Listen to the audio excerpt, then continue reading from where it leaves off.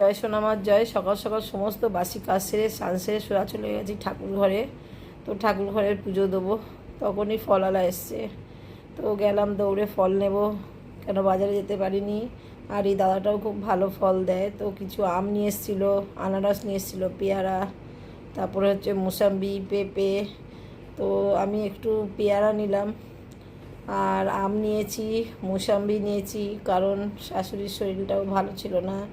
তো শাশুড়িকে একটু রস করে দিতে হয়, ছেলেকে রস করে দিতে হয়, তো ওই জন্য নিয়েছি। আর আমারও তো শরীর ভালো না। তো দেখো